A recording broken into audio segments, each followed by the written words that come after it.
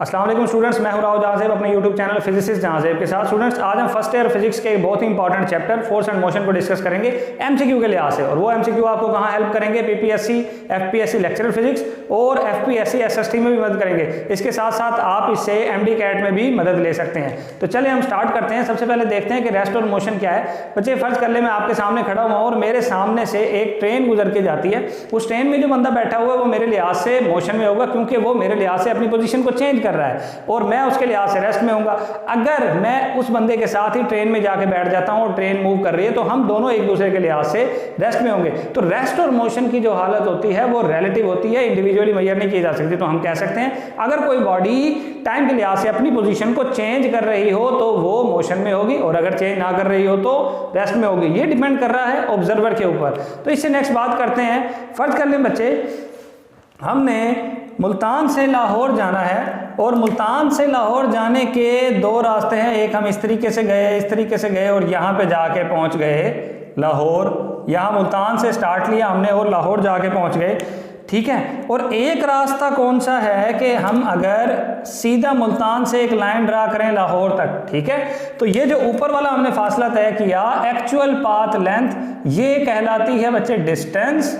और नीचे वाला जो फासला तय किया सीधी लाइन में, straight line, shortest distance between two point, ये कहलाता है हमारा डिस्प्लेसमेंट। अगर बात करें डिस्प्लेसमेंट और डिस्टेंस के दरमियान फर्क की, तो डिस्टेंस जो है उसका यूनिट भी मीटर होता है, डिस्प्लेसमेंट का यूनिट भी मीटर होता है। इसकी डायमेंशन भी एल होती है, इसकी डायमेंशन भी एल होती है। जबकि डिस्टेंस एक स्केलर क्वांटिटी है और डिस्प्लेसमेंट क्या है जी? वेक्टर क्वांटिटी है। ये फर्क आपने अच्छे तरीके से याद करना है। अब हम इनको कंपेयर कर लेते हैं, क्योंकि हमारा जो कंसर्न है वो एमसीक्यू के साथ है। और यहां देखिए किस तरीके से एमसीक्यू डिस्कस करेंगे हम। जनरली ऐसा होता है कि ये जो डिस्टेंस है, अगर डिस्टेंस को एस से शो करूं, डिस्टेंस जो है वो जनरली ग्रेटर देन और इक्वल टू डिस्प्लेसमेंट होता है। ये हमेशा डिस्टेंस डिस्प्लेसमेंट से या तो ज्यादा होगा या उसके बराबर होगा, उससे कम नहीं हो सकता। इसी तरीके से अगर इन दोनों की रेशो ले ली जाए, डिस्टेंस और डिस्प्लेसमेंट के मैग्नीट्यूड की, तो ये ग्रेटर देन 1 आनी चाहिए ना, क्योंकि डिस्टेंस बड़ा है, डिस्प्लेसमेंट छोटा है, ऊपर न्यूमरेटर में बड़ी क्वांटिटी आ गई। इसी तरीके से अगर डिस्प्लेसमेंट और डिस्टेंस की रेशो ले ली जाए तो वो हमेशा लेस देन और इक्वल टू 1 आएगी। ये तो है जनरली, होता है ऐसा ही है, ठीक है। लेकिन अगर कर्व्ड पाथ की बात करें तो कर्व्ड पाथ मैं आपको यहाँ पे बना के बता रहा हूं। एक फर्ज कर ले बच्चे, ये है एक कर्व्ड पाथ, इस पॉइंट से लेके इस पॉइंट तक ऑब्जेक्ट ने फासला तय किया कर्व्ड पाथ में, और ये क्या है उसका डिस्प्लेसमेंट। ये डिस्टेंस है, ये डिस्प्लेसमेंट है। तो आप खुद देख पा रहे हैं कि डिस्टेंस जो है वो डिस्प्लेसमेंट से ज्यादा है। तो हर सूरत कर्व्ड पाथ के लिए डिस्टेंस जो है वो डिस्प्लेसमेंट से हर सूरत ज्यादा ही होगा। इसमें इक्वल टू की कंडीशन नहीं है। तो अगर बात करें इनकी रेशो की, तो डिस्टेंस और डिस्प्लेसमेंट की रेशो लाजमी तौर पे ग्रेटर देन 1 होगी।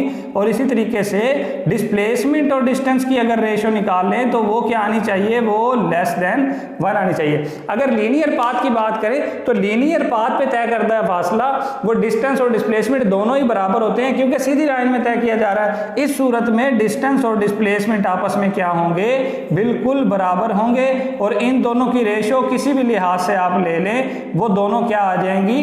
बराबर आ जाएंगी 1 के, ठीक है, 1 के। अब हम बात कर लेते हैं स्पीड और वेलोसिटी के दरमियान डिफरेंस की। तो rate of change of distance is called speed और rate of change of displacement is called velocity. तो यहाँ पे स्पीड का क्या फार्मूला है? v is equal to S over T, यानी distance over time, scalar quantity है, यूनिट मीटर पर सेकंड है। और क्या होगा जी? वेलोसिटी का formula displacement over time, vector quantity और मीटर पर सेकंड इसका यूनिट है। और दोनों की डायमेंशन सेम ही है, lt-1। तो यहाँ पे अगर हम देखें स्पीड और वेलोसिटी के दरमियान रिलेशन, तो स्पीड और वेलोसिटी के दरमियान रिलेशन भी हम उस तरीके से बता सकते हैं। तो देखें जरा किस तरीके से बताएंगे। जनरली ऐसा होता है कि आपकी जो स्पीड है वो greater than equal to velocity होती है, और इन दोनों के दरमियान अगर आप रेशो ले लें तो वो क्या आनी चाहिए? ग्रेटर देन इक्वल टू 1 आनी चाहिए। और अगर वेलोसिटी और स्पीड के दरमियान रेशो ले लें तो वो लेस देन इक्वल टू 1 आनी चाहिए। इसी तरीके से कर्व्ड पाथ के लिए अगर देखें तो स्पीड जो है वो लाजमी तौर पे वेलोसिटी से ज्यादा होगी, और इसी तरीके से इनकी जो रेशो होगी वो भी लाजमी तौर पे 1 से ग्रेटर होगी। इसी तरीके से अगर वेलोसिटी और स्पीड की रेशो ले ली जाए तो वो लेस देन 1 होगी। होगी। अब बात कर लेते हैं स्ट्रेट पाथ के लिए। स्ट्रेट पाथ के लिए स्पीड और वेलोसिटी आपस में बिल्कुल बराबर होते हैं। ये स्पीड है जो बराबर होगी किसके जी, वेलोसिटी के। इसी तरीके से अगर इन दोनों की रेशियो ले ली जाए तो वो किसके बराबर आएगी, 1 के। और अगर डिस्प्लेसमेंट, अगर वेलोसिटी और स्पीड की रेशियो ले लें तो वो भी किसके बराबर आएगी, 1 के। अब हम बात करते हैं एवरेज स्पीड की। अगर बात करें एवरेज स्पीड की तो एवरेज स्पीड बराबर होती है total distance divided by total time.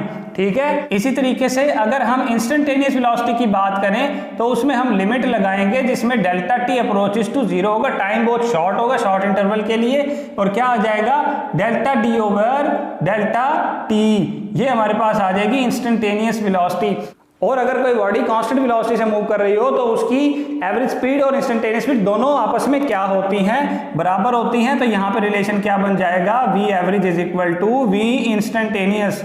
इस सूरत में होगा, ये दोनों आपस में बराबर होंगे। बच्चे अब हम डिस्कस कर लेते हैं एक बहुत ही इंपॉर्टेंट एमसीक्यू के बारे में जो कि एवरेज स्पीड से रिलेटेड है। और एवरेज स्पीड निकालने के लिए एक बहुत इंपॉर्टेंट टेक्निक की जरूरत होती है हमें। तो सबसे पहले देख लेते हैं कि सवाल किस तरीके से आता है। सवाल इस तरीके से आता है कि अगर एक body 2/3 of its journey cover करे 60 किलोमीटर पर आवर की स्पीड से और 1/3 कवर करे 20 किलोमीटर पर आवर की स्पीड से, तो इसकी एवरेज स्पीड बताएं इस टोटल डिस्टेंस में। अब देखें हमारे पास 2 स्पीड हैं और साथ साथ क्या है जी, 2 डिस्टेंसेस भी हैं। तो अगर ऐसा हो जाए और उस ड्यूरेशन में एवरेज स्पीड निकालनी हो तो हमें एक फार्मूले की जरूरत पड़ती है। और फार्मूला क्या है, ये फार्मूला है। ठीक है, जितने भी डिस्टेंसेस हो, जितने भी स्पीड्स हो, आपने क्या करना है, आपने ये फार्मूला लगाना है एवरेज स्पीड का। एवरेज स्पीड बराबर होती है total distance divided by total time, यानी S1 + S2 + S3 so on Sn तक जितने भी डिस्टेंसेस हो। यहाँ तो 2 दिए हुए हैं ना, यहाँ तो 2 दिए हुए हैं, जितने भी हों, और टोटल टाइम भी इस तरीके से।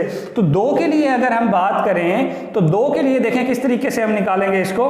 देखें फर्ज कर लें n = 2, जिस तरह यहाँ पे है। अगर n = 2 हो तो एवरेज स्पीड किसके बराबर आ जाएगी, S1 + S2 over T1 + T2। ठीक है, अब यहां पे आप गौर करें S1 + S2 और T1 + T2, ये तो नीचे तो टाइम है, ऊपर डिस्टेंस है। यहाँ डिस्टेंस तो दिया हुआ है लेकिन टाइम तो नहीं दिया हुआ। तो टाइम का हम क्या करेंगे, अपनी मर्जी से इस इक्वेशन को मैनिपुलेट कर लेंगे। जनरल फार्मूला यही है आपके पास। इसी जनरल फार्मूला से आपके इस तरह के जिसमें 2 स्पीड 2 डिस्टेंसेस इस तरह दिए हुए हों तो ये सारे इस तरह के एमसीक्यू बच्चे इसी फार्मूले से सॉल्व होंगे। जनरल फार्मूला ये है, बस इसको अपनी मर्जी से गिवन डाटा के मुताबिक आपने मैनिपुलेट कर लेना है। तो यहाँ पे कैसे करेंगे, देखें इसी का फार्मूला हम लगाते हैं। क्या है जी, average speed is equal to S1 + S2 over T1 + T2। S1 + S2 तो है, T1 + T2 का क्या करेंगे, पहले S1 + S2 देखें, S1 + S2 ओवर T1 की जगह S1 ओवर V1 + T2 की जगह S2 ओवर V2। ये देखें अब सिंपल हो गया। अब हमारे पास क्या है जी, स्पीड भी मौजूद है, डिस्टेंस भी मौजूद है। तो चलें वैल्यू पुट करके देख लेते हैं। S1 है 2/3 ऑफ S प्लस S2 क्या है 1/3 ऑफ S। ठीक है, इस तरह S1 यहाँ पे भी 2/3 ऑफ S। ठीक है, डिवाइडेड बाय क्या आ जाएगा V1 plus 1/3 of S divided by क्या आ जाएगा V2। इन दोनों में ऊपर से भी नीचे से भी S कॉमन आता है, आप S कॉमन ले लें, S यहाँ भी कॉमन, S यहाँ भी कॉमन, अंदर यहाँ पे क्या बच जाएगा 2/3 प्लस 1/3 और नीचे क्या बच जाएगा, आप देखें 2/3V1 प्लस 1/3V2। S से S कैंसिल हो जाएगा, 2/3 प्लस 1/3 ये किसके बराबर होता है, ये 1 के बराबर होता है। और इसका अगर आप एलसीएम ले लें तो क्या आ जाएगा 3V1 V2 और ये क्या आ जाएगा बच्चे 2V2 प्लस, ठीक है, V1। अब 3V1 V2 को ऊपर ले जाएं, ये क्या आ जाएगा 3V1 V2 over 2V2 plus V1। अब इसमें आप वैल्यू पुट कर लें। ठीक है, वैसे इसको सिंपली भी आप कर सकते हैं, लेकिन मैंने आपको समझाने के लिए ये तरीका किया ताकि आपको समझ आए कि इक्वेशन को कैसे मैनिपुलेट करना है अपने गिवन डाटा के मुताबिक। तो जरा इसको वैल्यू पुट करें। 3V1 की वैल्यू क्या है 60, V2 की वैल्यू क्या है जी 20 और इसके साथ क्या है जी 2V2 है 20 प्लस V1 क्या है 60। अगर आप ये कैलकुलेट करें तो आपके पास जवाब आ जाता है 36 किलोमीटर पर आवर। तो ये आपके पास आ गई एवरेज स्पीड। तो अब हम इसी तरह के एक और नेक्स्ट एमसीक्यू को डिस्कस करेंगे। नेक्स्ट एमसीक्यू किस तरीके से, अगर डिस्टेंसेस बराबर हो, यहाँ पे तो डिस्टेंसेस सेम नहीं थे ना, एक 2/3 था एक 1/3 था, अगर डिस्टेंसेस सेम हो, स्पीड्स डिफरेंट हो, तो एक और फार्मूला लगता है जो कि बिल्कुल ही सिंपल फार्मूला है। वो फार्मूला क्या होगा, वो इस तरह की कंडीशन के लिए होगा जिसमें डिस्टेंसेस सेम हो और स्पीड डिफरेंट हो, जिसको हम कह सकते हैं जी V average is equal to 2V1 V2 over V1 plus V2। ये फार्मूला हम लगा सकते हैं इस इक्वेशन में, और इस तरह के सवाल में जैसे फार्मूला लगा के हमारा एमसीक्यू सॉल्व हो जाएगा। जिस तरीके से सामने आपके एक न्यूमेरिकल टाइप एमसीक्यू दी गया है जिसके अंदर कहा गया कि एक ट्रेन है, उसका जो टोटल डिस्टेंस है उसका हाफ वो कवर करती है 30 किलोमीटर पर आवर की स्पीड से, और उसका दूसरा हाफ 50 किलोमीटर पर आवर की स्पीड से वो तय करती है। यानी डिस्टेंस तो हाफ हाफ यानी बराबर ही है ना, एक हाफ और दूसरा हाफ, और स्पीड्स क्या है, डिफरेंट है। तो ये फार्मूला लगाएंगे और सिंपली इसको हम क्या करेंगे, सॉल्व कर लेंगे। तो देखें किस तरीके से सॉल्व करना है हमने, ये देखें जी, V average is equal to 2, V1 की वैल्यू 30, V2 की वैल्यू 50 ओवर 30 प्लस 50। अगर यहाँ से हम इसको सॉल्व करें तो हमारे पास जो जवाब आ जाता है वो आ जाता है 37.5 किलोमीटर पर आवर।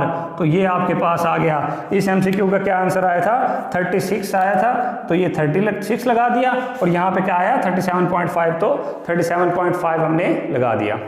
अब हम एक नेक्स्ट बहुत ही इंपॉर्टेंट एमसीक्यू को डिस्कस करते हैं, जो कि क्या है कि रेशो निकालनी है किस किस के दरमियान, डिस्प्लेसमेंट अलोंग द डायमीटर, यानी कि displacement along the diameter of a circle और total distance along the circle, जिसको हम सर्कमफेरेंस भी कहते हैं। तो सबसे पहले तो ये देखते हैं displacement along diameter of circle क्या है। ये जी डिस्प्लेसमेंट है अलोंग डायमीटर ऑफ सर्कल, ये कितना होगा आपके पास, एक r और दूसरा r, तो ये डिस्प्लेसमेंट तो होगा आपके पास कितना बचे, 2r के बराबर। अब वो कह रहा है कि इस डिस्प्लेसमेंट की रेशियो निकालनी है किससे, distance along the circle, total distance along the circle, जो कि सर्कमफेरेंस भी होता है, s is equal to 2πr के बराबर। तो इन दोनों के आपने रेशियो ले लेनी है और आपका सवाल का जवाब आ जाएगा। क्या है जी कि 2r divided by 2πr, r से r कैंसिल, 2 से 2 कैंसिल, तो जवाब क्या आ गया 1/π, यानी 1/π इसका जवाब है। ये आपके सामने आंसर आ गया। तो अब हम चलते हैं अपने नेक्स्ट एमसीक्यू के ऊपर, जो कि एक बहुत इंपॉर्टेंट एमसीक्यू है, जिसने अपने टाइम पीरियड तक एक डिस्टेंस और डिस्प्लेसमेंट कवर किया है। ठीक है, एक टाइम पीरियड में उसके डिस्प्लेसमेंट और डिस्टेंस की हमने रेशियो निकालनी है। अब आप मुझे बताएं डिस्प्लेसमेंट क्या होता है, शॉर्टेस्ट डिस्टेंस बिटवीन 2 पॉइंट्स। अब आप गौर करें, फर्ज कर लें एक सिंपल हार्मोनिक ऑसिलेटर है, इसको हम पेंडुलम की फॉर्म में ले लेते हैं। ये एक पेंडुलम है आपके पास, ठीक है, इसको पेंडुलम की फॉर्म में ले लेते हैं। इसने मीन पोजीशन से शुरू किया, पहले एक्सट्रीम पे गया, फिर मीन पे आया, फिर एक्सट्रीम पे गया, फिर अपनी मीन पे आया। ये इसका एक टाइम पीरियड कंप्लीट हो गया। इस टाइम पीरियड में इसने डिस्प्लेसमेंट कितना कवर किया, और भाई डिस्प्लेसमेंट तो इसका 0 है। क्यों 0 है, क्योंकि जिस पॉइंट से शुरू हुआ था वहीं पे खत्म हो गया, डिस्प्लेसमेंट तो 0 ही होगा कंप्लीट राउंड ट्रिप में। लेकिन डिस्टेंस कुछ ना कुछ इसने कवर किया है, जो कि 4a के बराबर है। अगर इसका एम्पलीट्यूड a हो तो 1a, 2a, 3a और 4a के बराबर इसने डिस्टेंस तय किया। तो डिस्प्लेसमेंट और डिस्टेंस की रेशियो निकाल लें आप, क्या है जी, डिस्प्लेसमेंट और डिस्टेंस की रेशियो निकाल लें। डिस्प्लेसमेंट 0, डिस्टेंस 4a, लेकिन जवाब क्या आ गया 0। तो आप ये बता सकते हैं कि इसका जवाब है जी 0। तो अब हम नेक्स्ट एमसीक्यू को डिस्कस करते हैं, जो कि एवरेज स्पीड से रिलेटेड है। एवरेज स्पीड से रिलेटेड है, इसका देखते हैं इसने क्या किया कि एक गाड़ी है जिसने 4 metre along X axis distance cover किया और 3 metre along Y axis distance cover किया।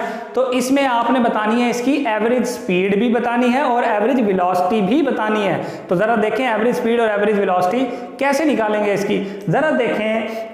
यहाँ अगर एवरेज स्पीड निकालनी है तो डिस्टेंस ओवर टाइम होगा, ठीक है, लेकिन चूंकि यहाँ पे क्या है, डिस्टेंस 2 है, ठीक है, एक 4 मीटर एक 3 मीटर, 4 मीटर भी उसने 1 सेकंड में किया है और 3 मीटर भी उसने 1 सेकंड में किया है, ठीक है। तो टाइम क्या है आपके पास, सेम है। तो आप क्या करेंगे, एवरेज स्पीड का फार्मूला लगाएंगे।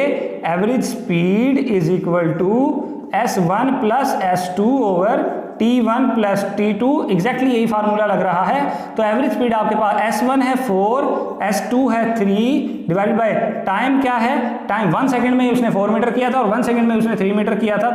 तो जवाब क्या आ जाएगा 7/2 जो कि बराबर होगा 3.5 मीटर पर सेकंड। ये आपके पास इसका जवाब आ गया। आप अब यहाँ पे एवरेज वेलोसिटी उस तरीके से सिंपली नहीं निकलेगी, क्योंकि यहाँ पे वो डिस्टेंस जो अपना डिस्प्लेसमेंट कवर कर रहा है, एक एक्स एक्सिस पे कर रहा है, एक वाई एक्सिस पे कर रहा है। यहाँ पे आपको निकालने के लिए क्या करना पड़ेगा, इसको आपस में ऐसे मिलाना पड़ेगा, और जब आप इसको मिला देंगे तो आप ये देखेंगे कि एक राइट एंगल ट्राइंगल आपके पास बन गई है, जिसमें क्या होता है, हाइपोटेन्यूज का स्क्वायर बराबर होता है परपेंडिकुलर बेस का स्क्वायर प्लस परपेंडिकुलर का स्क्वायर। ठीक है, तो हम यही तो निकालना चाहते हैं उसका।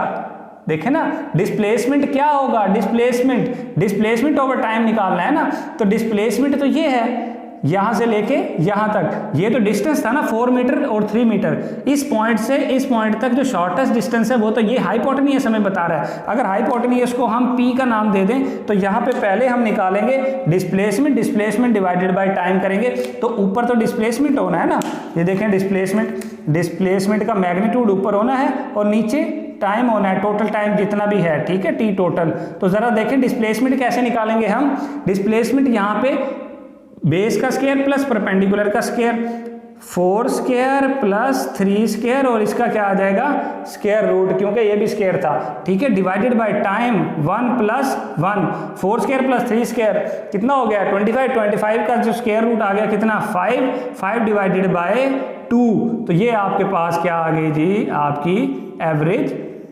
वेलोसिटी।